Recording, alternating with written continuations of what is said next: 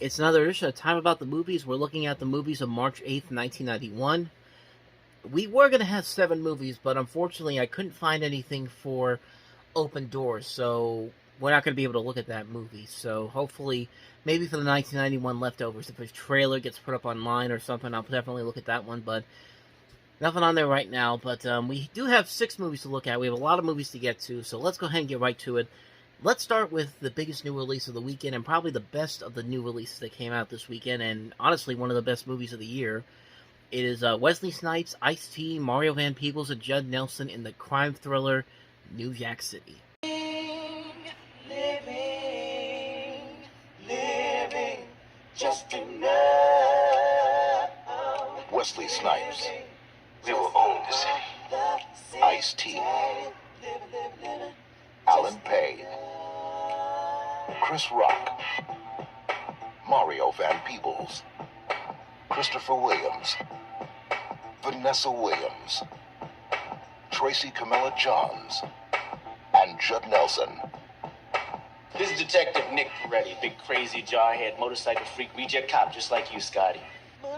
On the streets, there's a fine line between wrong and right, good and bad, between those who enforce the law It is a war out there. and those who break it. Gone are the days of selling on the street corners, dark alleyways, and the back rooms of some bummy-ass bar. We ain't with that no more. In a city where survival depends on friends, It's always business. Never personal. on family, We gotta look out for one another. on trust, on loyalty, on power. Am I my brother's keeper? Am I my brother's keeper? Yes, I A family out to run a city are up against cops who know its streets. This ain't business. This is personal.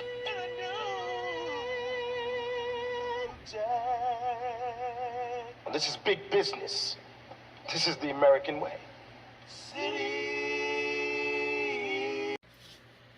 Such a phenomenal movie, man. This is not only one of the best movies of the year, one of the best movies of the decade, and really the first great crime thriller of the 90s. And the 90s had a lot of really good crime thrillers, and a lot of good contemporary crime thrillers that really have stood the test of time and have become classic movies in their own rights. Wesley Snipes is very good in this movie, so is Ice-T. Mario Van Peebles is a great actor in this movie, as well as showing off his directing abilities. Chris Rock has a good scenes in this movie. Bill Cobbs is very good. Judd Nelson, just a great Ice-T, just a great cast overall, and just a great story to tell. It's very realistic. It doesn't feel like it's feeling like it has to be a crowd pleaser or anything. It just shows you the cold, hard, honest truth about life sometimes, and it's just a great movie. It just works on so many levels. These characters are so well written. The scenarios are very much. This whole movie just really has stood the test of time, and really, it doesn't feel like a movie that dates itself at all. It's a movie that feels like you could watch this nowadays, and it would feel like something that probably would happen right now. But I mean, it's a really good, well-made movie. I can't really talk more about this movie because I think everybody pretty much knows that this is a really great film. And like I said, it's one of the best movies of the decade and easily one of the best movies of the year. So yeah, that's my very quick review of New Jack City. Because really, do I really need to say anything more about how good this movie is? It's a really good film. So really great film, I should say. So let's go ahead and move on to the next movie, and that is the comedy The Hard Way with James Woods and Michael J. Fox. Movie star Nick Lang is looking for a part that could change his image. You don't want me to grow up. The studio doesn't want me to grow up. I'm the only one who wants me to grow up. So to play a real cop, Please. he's going to study with the best. If I can walk his beat, if I can get under his skin, I will nail this part in. Detective John Marks is on the trail of a killer. This party crasher has whacked out 7 people. He's gonna do it again soon, today maybe. And what if this cop doesn't want you tagging after him? 2 pros exchanging ideas. Why wouldn't he want to do it? Not if you tied my tongue to your tailpipe and drove me 80 miles an hour naked across a field of broken glass. Evidently, the guy just wants to blend in so nobody knows he's Nick Lang, okay?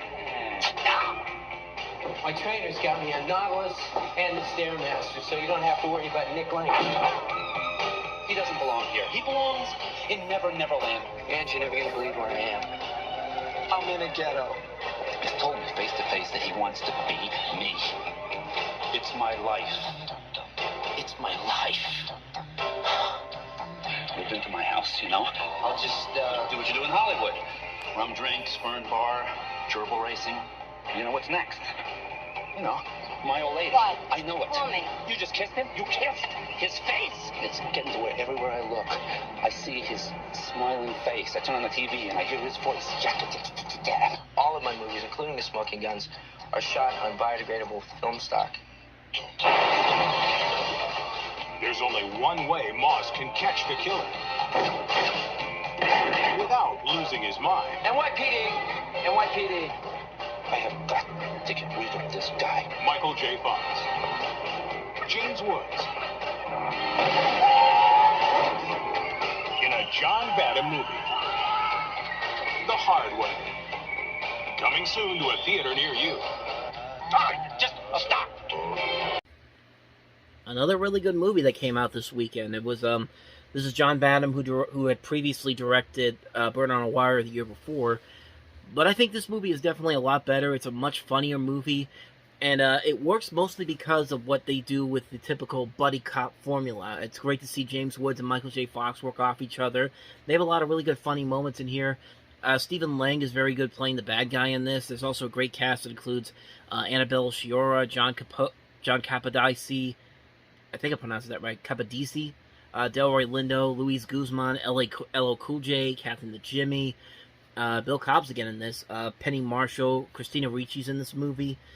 It's just a great cast overall, and it really does work because of the great of what John Badham can do as a director. The stunts and the special effects in here are very well done. The comedy is very good. The action and comedy elements work and blend together so well. And again, it works because the chemistry between Woods and Michael J. Fox works so well. It's a very good, well-made film.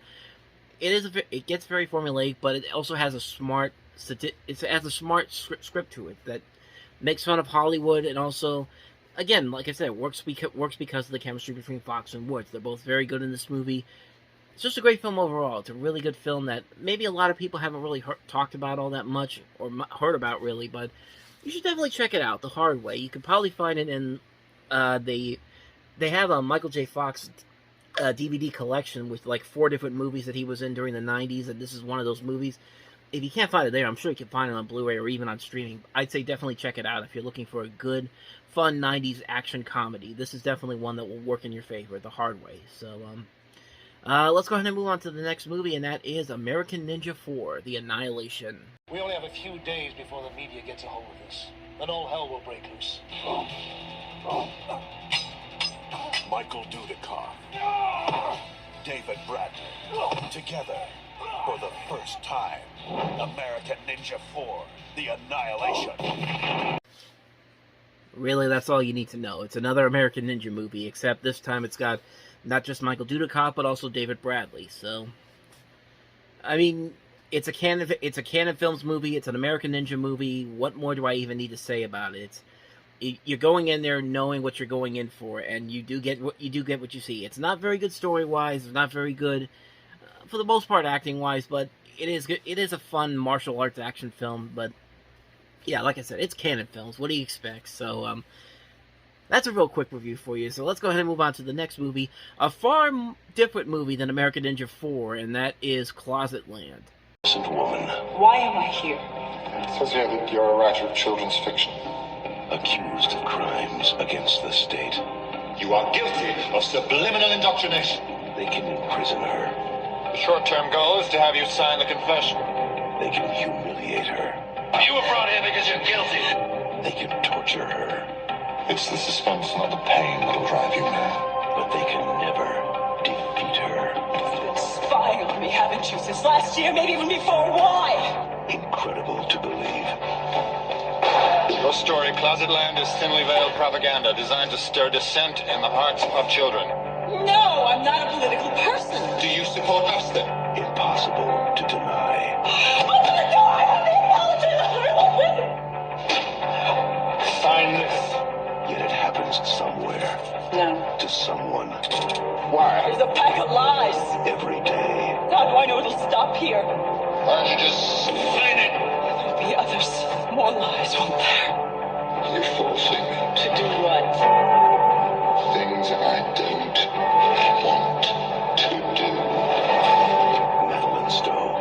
Alan Rickman. They're watching me, too. Closet Land. Yeah, here's another one of those examples of a movie that has some good intentions to it, kind of has a good idea of what they want to say, but just the execution doesn't really work. And it's a shame, too, because you've got two very good actors here, Madeline Stowe and Alan Rickman, and they're working their asses off to make this work, and they're really the best thing about this movie, but yeah, they really missed the mark of what they were trying to do here. This is basically just watching an interrogator just egging this woman on to admit to something that she didn't do or claims to have not done, and just it's not interesting to watch at all because there's no real motivation to it. And even for a movie that barely hits 90 minutes long, it drags on and on and on, and you just never feel like you're getting any closure out of it. It's just one of those things where it's just like the intentions are there, the ideas are there, just the execution just doesn't work out well at all. This needed another fresh rewrite. This is a script that really could have been a whole lot better if they had just gone through another rewrite of it, and it was just like, yeah, it just doesn't work at all. It's a shame, too, because, like I said, Madeline Stowe and Alan Rickman really tried their best to make this work, but sadly, it just can't get past a really lackluster script or a motivation of what the purpose of the whole movie's existence is supposed to be. But, I mean, in a way, it kind of influenced the ideas of Unbroken, because I think Unbroken did this idea a lot better, I would say. But, yeah, granted, they're two different movies, but I think Unbroken has sort of the similar ideas of what this movie was trying to be. But yeah, it's a shame that it doesn't work because they wasted two really good performances by Madeline Stowe and Alan Rickman. They just needed a better script to work off of. So, that's Closet Land. So let's go ahead and move on to the next movie, and that is Nikita. Reste-toi guidé par le plaisir, ton plaisir de femme. Et n'oublie pas, il y a deux choses qui sont sans limite, la féminité et les moyens d'en l'abuser. So this is La Femme Nikita. This is also the movie that launched Luc Besson into the American film zeitgeist. He would later go on to do films such as Leon the Professional, and of course The Fifth Element, Lucy. The series would also lead into two different spin-off TV series, the USA show from the 90s with Peter Wilson, and then the Far Superior CW show, which had Maggie Q in it. And there was also a remake, Point of No Return, with Bridget Fonda, which came out a couple years after this movie was released in America. Here you have Anne Parallode, who would later be seen in Innocent Blood. And, for a movie, for her being 62 years old by now, she's a pretty good-looking woman, I'm not gonna lie, but it's a shame. She hasn't really done anything movies in 10 years, which is a shame, because in this movie, she's really good. And I've seen her in other movies. I've seen Innocent Blood, which is a very underrated John Landis movie. Yeah, she's very good, and she's very good in this movie. This is a fun movie. This is a great movie overall. I've criticized Luc Besson in the past. I really have not liked his most recent stuff. Like, I really hate Lucy. It's one of my least favorite movies of all time. I think it is my worst movie of all time. And I really didn't like Valerian. I haven't liked any of his movies recently, but the guy has made some good movies. This is definitely one of his best movies, in my opinion. And it's a great action movie. It's a great thriller movie. The actors are doing very good jobs in this. The script is very good. The cinematography is very good. The directing is very good. It's a very good movie. It's a really good, fun action movie. And as much as I hate Luc Besson's recent work, I'm still gonna like this movie. This original movie, La Femme Nikita. It's a very good movie. And I like the TV series. I really like the Maggie Q TV series more than I do the USA show from the 90s. But, yeah. So that's my thoughts on Nikita and the franchise itself. Yeah, let's go ahead and move on to the last movie, and that is Ju Dou.